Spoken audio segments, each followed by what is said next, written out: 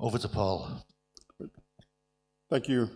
It's wonderful to be back in Budapest. This is my first time to speak at Hacktivity. A few years ago, I had the opportunity to visit Budapest for B-Sides Budapest. It's a really great conference, but I always wanted to be at Hacktivity to speak, so I'm really happy to be here. It's one of the most beautiful cities in the world. I've been all over the world, but I tell everyone, Budapest, it's a must-see. Everyone needs to see Budapest. It's amazing to see this city. So I'm Paul Coggin. I'm from Huntsville, Alabama in the U.S. My background expertise is networking, telecommunications, service provider, and I have a great deal of interest in space, specifically because I'm interested in the network communications over satellites, but also have a great deal of experience with cybersecurity, focusing on, I was always the red team guy that focused on the network infrastructure, layer 1 through layer 3.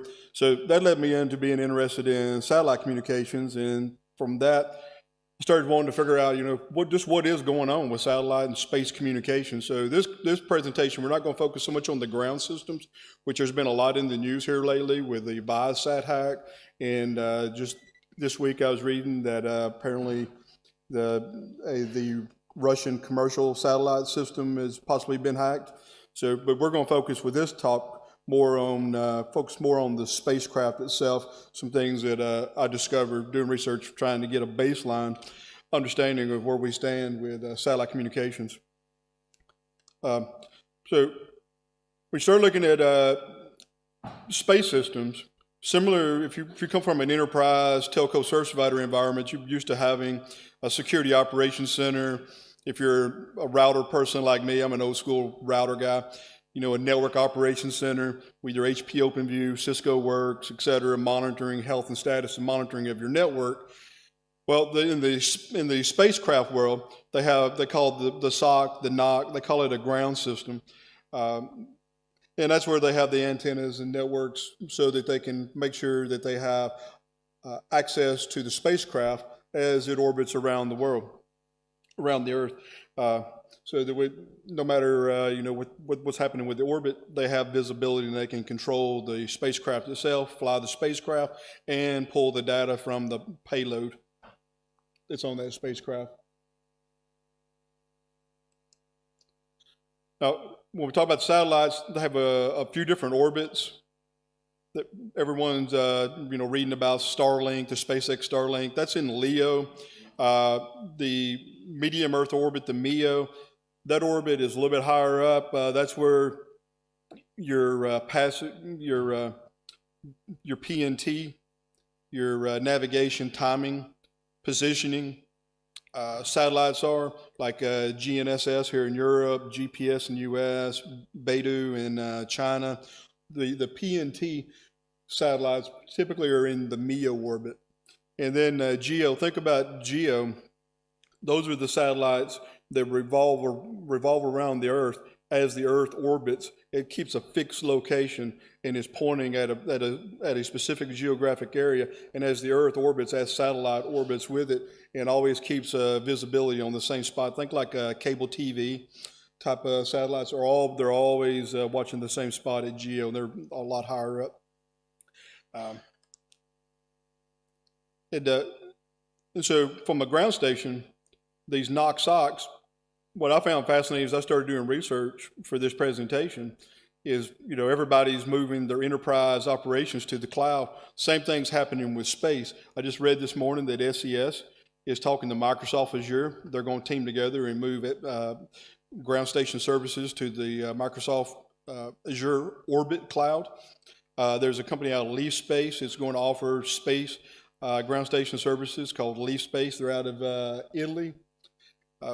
Kubos, they have a tool called Major Tom. That application is going to run in the Amazon AWS cloud. And then Amazon offers their own ground station services. Like I mentioned, Microsoft Azure, they have the Orbit service for providing ground station services. And my understanding is that Google is getting into this business as well. And I believe I read that SpaceX, the Starlink network, is actually using some Google infrastructure right now. Now, so that's really interesting and not too surprising that the ground station networks here on Earth would be moving into the cloud as everything else is, for scalability and to save money. But what really is fascinating is the technologies we have on Earth with cloud are actually moving to space. So here there's a startup called Leo Cloud. In their business model, they're actually going to put cloud infrastructure on spacecraft in space. Now, as a cybersecurity professional, one of the questions I had in my mind is how are we going to do incident response and forensics when we start having, ransomware, some kind of contamination, PI, our private information divulged up in space. How are we going to clean up a cybersecurity issue up in space? It's going to generate a lot of new policy discussions for us cybersecurity professionals. Not only policy, but technical procedures of how we're going to deal with the cloud and the infrastructure as it moves to space. Now, one of the enabling technologies that are going to enable data center cloud infrastructure to move to space, there's a company out of Israel called Raman.space, and they've developed a terabyte hard drive that is radiation hardened for space. And I'm going to go into some more detail in a few slides of why it's very important to have radiation hardening because of the hostile space weather up in space. So the problems are being solved, and so we're going to have a high capacity hard drives up that are going to be available to be put up in space. Like I said, this one is going to be a terabyte drive. So technology evolves; it'll get larger and larger capacity available to us. Now, what really surprised me as I was working on this research, and this blew me away, is apparently there's these large craters on the moon, and inside these craters, if you get in these craters and then go back into the moon, there's apparently lava tunnels. I had no idea there was such thing as lava tunnels, which implies there was a volcano at some time. I've seen lava tunnels in Hawaii on the Big Island where there's active volcanoes, and the lava tunnels are really, really cool to see. But I never heard anything about lava tunnels actually existing on the moon. But apparently they are. And in this company, Lone Star, their business model, they're actually looking at building data centers on the moon and putting their data centers, their cloud infrastructure in the lava tunnels. And the thought and process is it'll stabilize the temperature, keep the temperature more consistent, because the temperature varies greatly on the moon. It could be like 250 degree Fahrenheit and then drop like down to minus 200 Fahrenheit on the moon. The temperature is all up and down. So if you get in those tunnels, that'll help stabilize the temperature possibly.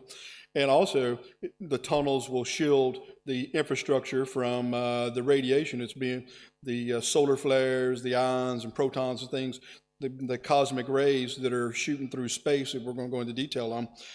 It'll protect the equipment from that hostile space weather.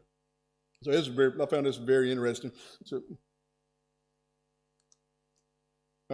as an old school network guy, I spent most of my career programming routers, building telecommunications networks, MPLS, things like that. This really fascinated me that where the satellite communications companies are looking at going now, in this case NTT, they're looking at leveraging free space optics, basically optical technology. You're not going to string fiber across space, but they're going to take open free space optics and be able to shoot lasers between the satellites and build 10, 100 gig networks up in space with lasers and to the ground.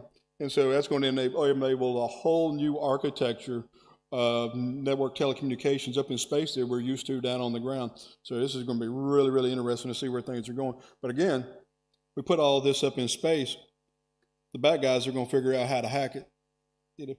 So it's very, very, this is going to be exciting. So we're going to have to make sure we understand how to come up with methods and for monitoring the control plane, the data plane, the management plane of this network infrastructure that's going to be on satellites up in space, just like we do here on the ground. Make sure all that is properly secured and monitored. and then how we're going to do the incident response and forensics for it. All that's got to be worked through. We'll start talking about the threats to space systems. As we have on this chart here, for the right, if you're going from the left to the right, a lot of threats are old school, like jamming, electronic warfare, where someone will generate a really strong radio frequency signal, try to put noise, overpower the radio signal to the spacecraft, and when the power is removed from that source of the signal, the threat will just go away and no permanent damage. It could be, you could also have a laser, it's just dazzling a sensor and disrupting the payload, the sensor payload, and then you take it away and it goes away and there's no permanent damage. But as you move to the right, what if if you have a really hot laser or some other kind of directed energy, like a really powerful microwave weapon that's in the electronic warfare domain, if you start applying that, you could actually damage the satellite, the spacecraft, and as you move to the right, you get more kinetic, and it could be, say an anti-satellite missile, an ASAT missile that would actually destroy the spacecraft, or like I said, could be a satellite to satellite kinetic type hit, and those would not be reversible. That's going to create permanent damage, going to create debris, which is leading to a lot of conversation that everyone's worried about. If there was attacks in space, it starts creating all of this debris, it could end up creating a debris field that could cause a chain reaction known as a Kessler syndrome, where one piece of debris hits another piece of debris or hits an active spacecraft, which creates more debris, and that chain reaction just keeps replicating until there's so much debris in the space orbit that we can no longer access space. And so that's known as Kessler syndrome. So you might read about that in the news. A lot of conversation about that. So along those lines, I found it fascinating that there's already been weapons put in space. It was very new to me to discover. Apparently back in the 70s, when the Soviet Union put up the Alma space station, they put a 23 millimeter cannon on the space station. I found very interesting. There's probably other weapons I'm just not aware of, but I found this reference. I thought you might find it interesting as well, that cannons have been put into space. And also, there is a new satellite system that's being designed called the Syracuse for the French, and they're looking at actually arming the Syracuse satellite so that it can protect itself from other hostile spacecraft, satellites, et cetera, that may want to damage the spacecraft. So they're looking at either using a submachine gun or possibly lasers to protect that spacecraft from other hostile spacecraft. So I found that very interesting. And that's supposed to be put in orbit in like 2030.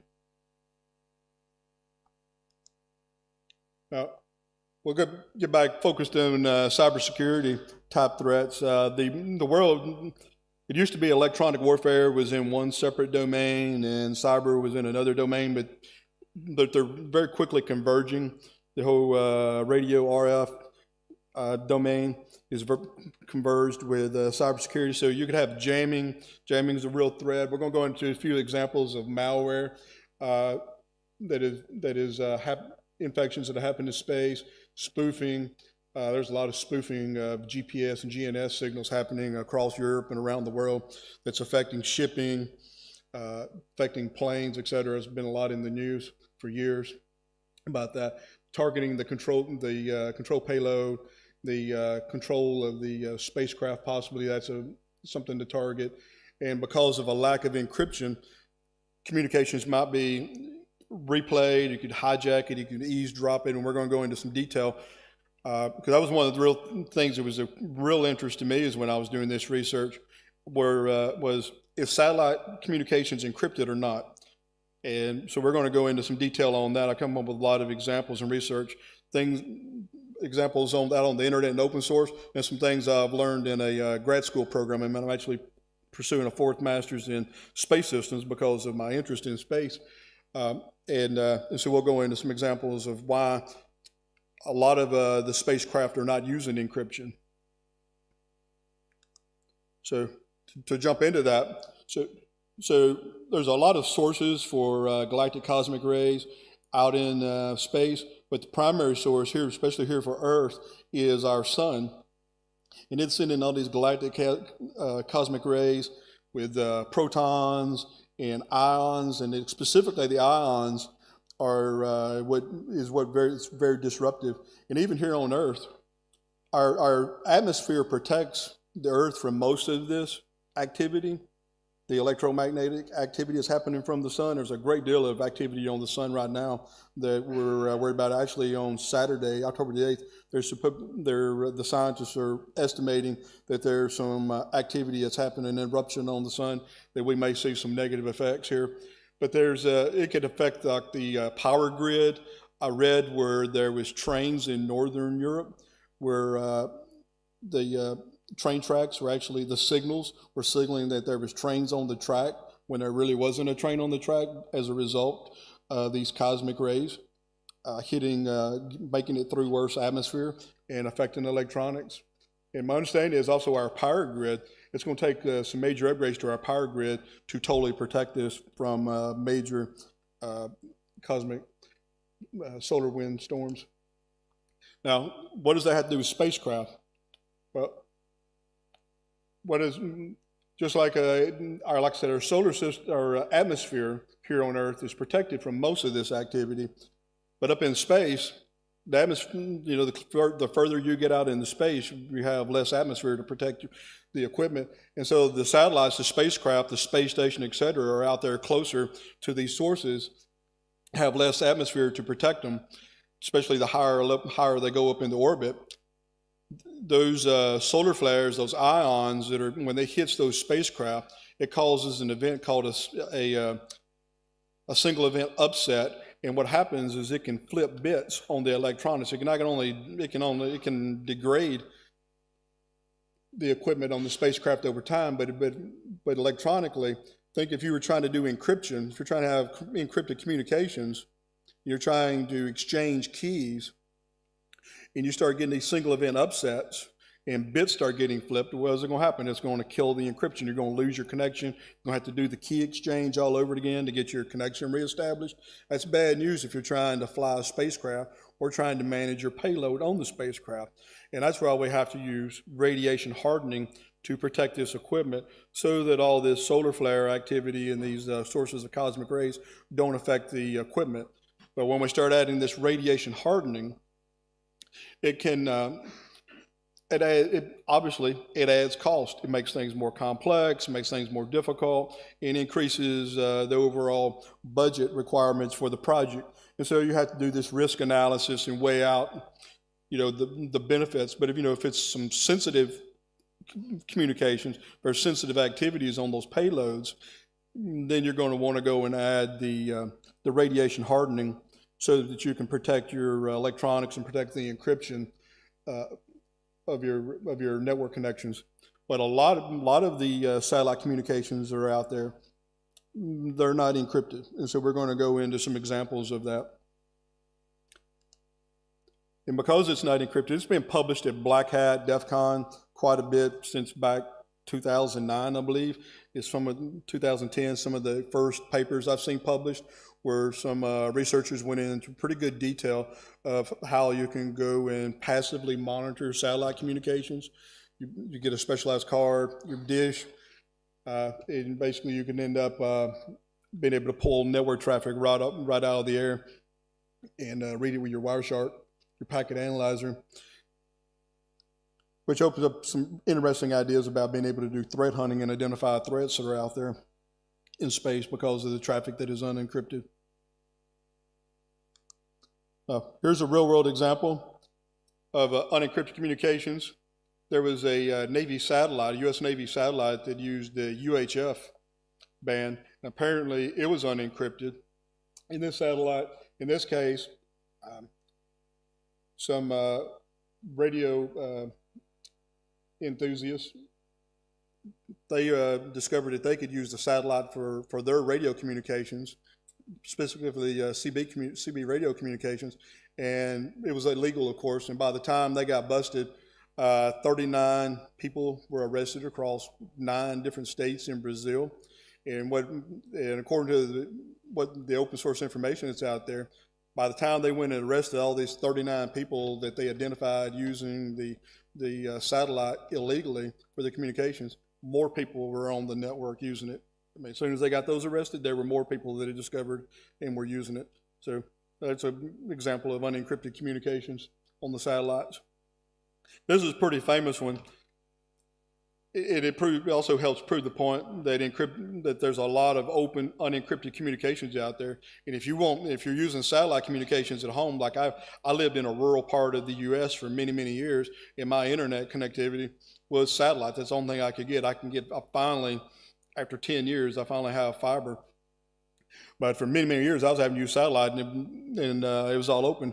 And in this case, to prove the point about open, unencrypted communications, there was the Turla malware, if you haven't heard about it, where the malware, someone would get infected, and the malware would report back to the C2 server through satellite broadcast, async, tell the C2 server, hey, I'm infected, and the C2 server is out squatted out in the satellite network. It's spoofing an IP address that was available and just listening, because all the communications from the satellite is being broadcast to the ground. So it's just having to listen. And then when it received notification that somebody had been infected with the malware, then over a physical wire line, it would go and start sending commands. And so the communications are async. If you're a threat hunter monitoring and looking for this type of traffic, it's going to be really hard to detect it when you're getting one part of the connection over satellite broadcast, and another part of the communication is going over a wire line. Very sophisticated attack, but this would not have been possible if encryption was used. Now, there is research going into this to try to remediate some of these problems where the budgets, it's not cost feasible to add radiation hardening to the satellite. In this example, the European Space Agency, what I've read is they're developing some hardware that was published in 2019. They're putting out testing a solution where some pre-shared keys could be put in the hardware, and they're putting redundant FPGAs in the hardware as well, so that if the satellite, like a CubeSat, was to be hit with a solar storm, solar flares, the ions, the single event upsets that start disrupting electronics, there would already be pre-shared keys on the satellite, so that if there was a problem during the whole negotiation and sharing keys, there's already keys on the satellite so that the satellite can recover secure communications quickly without having to go through radiation hardening. And also with the redundant FPGAs, maybe the solar flare, some kind of space weather anomaly, if it affects one processor, you have the redundant processor to take over and give you a little redundancy. So there are some things happening, some research to help mitigate this problem without having to go through the expense of radiation hardening for low-cost satellites.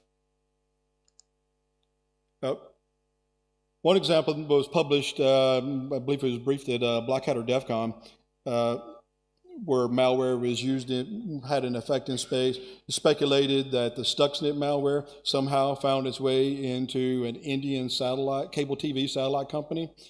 And they had a cable TV satellite called INSAT-4B, and it is speculated that they were using the Siemens WinCC and the same PLC, and the PLC was on the satellite and was used to rotate the solar panels on the satellite, is what is believed.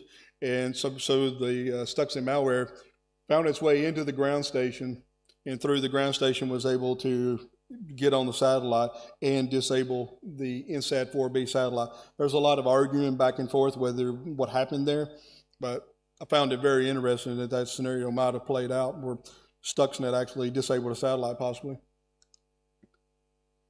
Another attack on a satellite, this wasn't malware, was the ROSAT satellites. It was a US-German collaboration where this satellite was designed to look into deep space, speculated that someone broke into a ground station and was able to go from the ground station to control the satellite and to turn the satellite toward the sun, which ended up disabling the satellite.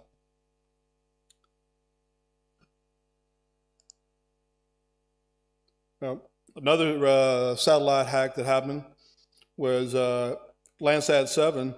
Apparently, at 2 different occurrences, around 12 minutes each, in 2007 and 2008, the Landsat 7 satellite was hacked. And my understanding is based on what I've read in the articles about this, the publications, is the satellite was hacked. The bad guys had access to it, and they had the level of access that they could control the satellite, but they didn't. What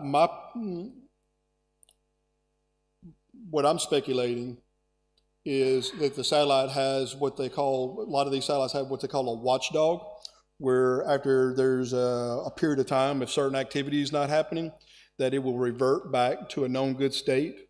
I'm speculating that maybe with a few more of these examples, that whoever broke into these satellites, maybe they got in security by obscurity. Maybe they got into the satellite and they didn't know the operating system, the command language, because there's like over 20 operating systems and over 20 something command languages on the satellites, in addition to like over 20 something protocols. So maybe they got on the satellite. It's kind of like maybe a really sharp Windows hacker gets onto an old school, an old Solaris VMS VAX box. They may know what they're doing on Windows, but they don't know what they're doing on that old Solaris VMS box. So they got in, but they couldn't go any further, and then the watchdog timers reverted back and got the satellites back to a known state so that the owners of the assets could take back control. That's my speculation anyway. I don't know what really happened, but I'm just trying to think through the problem. This is a Terra satellite. It was also hacked. It was hacked for 2 minutes in 2008, and then in June of 2008, and then hacked again in October of 2008. 2 different times. Similarly, I'm just wondering about what was going on there, but they were able to take back control. The asset owner, whoever owns the satellite, can be able to take it back over. And then in 2014, it's attributed to China that they broke into the NOAA weather satellite for a period of time, and access to the satellite was recovered, and the bad guys were kicked off the satellite. But that happened in 2014. And also, there's apparently back in 1999, there's a satellite constellation. My estimate is like there's four satellites in this constellation called Skynet in the UK, and there's a lot of arguing back and forth about really what happened with this satellite constellation. But one of the satellites apparently got compromised. It's speculated by some that it was hacked and was held for ransom. There's a big dispute that says no, it wasn't held for ransom. It wasn't totally, completely taken control of, but the control channel between the ground station and the satellite was hacked. So it depends on who you want to believe. There's a lot of back and forth about this one. Like I said, happened back in 1999. But they did get some level of access to the satellite, at least to the control channel. Again, from a malware standpoint, there was two events I found on the space station where Russian astronauts, cosmonauts, introduced malware to the space station. They did not get access to the flight control system that would have threatened the lives of the astronauts and the space station itself. But it did. There was the infections, malware infections on the space station. One was introduced through a USB flash drive, and another was through a laptop that introduced malware in the space station. So I found that interesting. So we're going to have to do incident response and forensics and recovery up in space, like we mentioned earlier. There are organizations that are looking at the security for space systems and developing the standards and best practices. There's an international organization, the Consultative Committee for Space Data Systems. It's an international body, think like ITU, IEEE. They're working on the standards and best practices for securing satellites. The protocols, they come up with the different protocols to standardize how, to communicate with your satellites. And also they come up with the way to secure both the ground station and the spacecraft, as well as the protocols. So that's all being heavily worked. Now, the question is what is the risk? You got to balance it out. What is your budget? How much time you want to spend on security, hardening, the value of the assets, et cetera. So not everyone is implementing all the security capabilities that are recommended due to budget and perceived risk.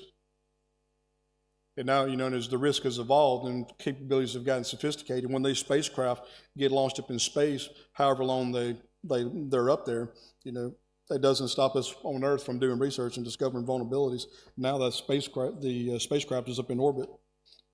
So hard to patch it, but the good things happening now with new spacecraft is software is moving towards software-defined networking with virtualization, with VMs and containers, things like that, software-defined radio, so that when you get with these new assets, these new spacecraft assets up into space, if there's bugs, if there's issues, vulnerabilities, it's more easily to patch and upgrade the spacecraft and add new features and capabilities once it's in orbit going toward a software-defined satellite. Here's a long list of best practices. I know you can't read this. If you'll hit me, if you're interested, I can send you the slides, and I'll give you a share that has the spreadsheet with all these reference links in it if you're interested in spacecraft security. There is a great deal of work going on in the domain. NIST has released a couple of standards. NIST 8270, NIST 8401 are best practice guidelines that they've released for how to secure the ground station and spacecraft. Down at the very bottom there's a reference to Germany, the German government space organization. I believe Airbus has collaborated with them on this. They put out a best practice for securing spacecraft. NOAA, CISA in the U.S., MIT, the university in the U.S., Aerospace Corporation, all of those have also released best practice guidelines for securing your spacecraft. Now, if you're interested in spacecraft, you want to learn more about it, you want to build your own lab at home. Here's some really good references, save you some time Googling. Here's some some resources that are pretty good. There's the OpenSat kit. In the OpenSat kit, NASA provides the common flight, the CFS, the core flight system. That's a CubeSat operating system. Ball Aerospace Cosmos is included with that. That is a ground system software that will control the core flight CubeSat system. And that CFS will run on like a BeagleBone, Raspberry Pi, run it in a Docker container, what have you. There's also the NOS3 from NASA. And by the way, there's the 42 space simulator, which is an orbit simulator, so you can simulate an orbit as well, all on your system. And if you want some variety, I've discovered that the Space Chain OS, it's designed for a blockchain application in space. It's from a company in China. And there's also the Silex OS. It's available on GitHub, and my understanding is that is the operating system that the Chinese use for their spacecraft. And the Space Chain OS is apparently based on Silex as well. So, and then there's the Artemis project, the SADNOGs projects that you might find interesting. And if you're into modeling and simulation, there's a lot of discussion on the internet about Web 1. The Starlink constellation, these really large internet constellations that are being put up into space so that we can have internet connectivity anywhere around the globe. You might want to check out Icarus. Icarus is an open source tool some researchers released so that you can model a low Earth orbit internet network and simulate things like a denial of service attack against these LEO internet satellites. I have not personally worked with Icarus yet, but all the research I've read about is pretty cool. So if you, that's about what I had. Is there any questions? Hope you got something out of this. I appreciate the Hacktivity team invited me to speak here today. Thank you. Any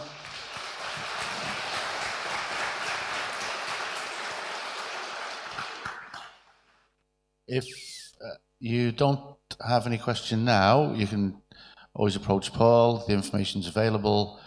You can. We have a question. Thank you. Hello, thank you very much for the presentation. And the virus that you mentioned that was being carried to the ISS by Russian astronaut, was it Stuxnet or other virus as well? And did it affect the relation of Russian and international and US astronautical organizations? And I didn't read where there was anything very negative about it. It's just you know, you're bringing laptops and electronics from the ground to space, and malware is going to find its way on the systems, just like our systems on the ground here. You start bringing thumb drives and laptops, something's going to find its way in. It's just, it was a problem. Might be unintentional. Was it? What's that? By unintentional? Was it? I didn't know. It was not. By it was accident, not, or it was believed to be accidental. It was not intentional.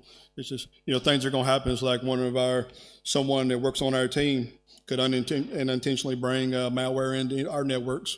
Somebody's probably doing it right now. I see. So, you know, clicking on a link and bringing malware in. So no, it was not intentional. It was just accidental. I see. Thank you. Any more questions? Well, I hope this was informative and you learned something. I learned a great deal researching this, answered a lot of questions for myself. So if you have any questions, if you would like the slides, and I'll give you a link that has all the information, all the references and stuff for all the best practices, etc. Save yourself a lot of time if you're interested in working on this. Like I said, this right here will save you a lot of time, this link, if you wanted to build your own lab. And like I said, you could do this very low cost. Docker, BeagleBone, Raspberry Pis, there's a great deal of documentation out on the internet to even help students in high school do projects with this. So there's a lot out there to try to help the younger generation come to speed, because space is going to be very, very important in the future as it is today. So thank y'all. Thanks, Paul.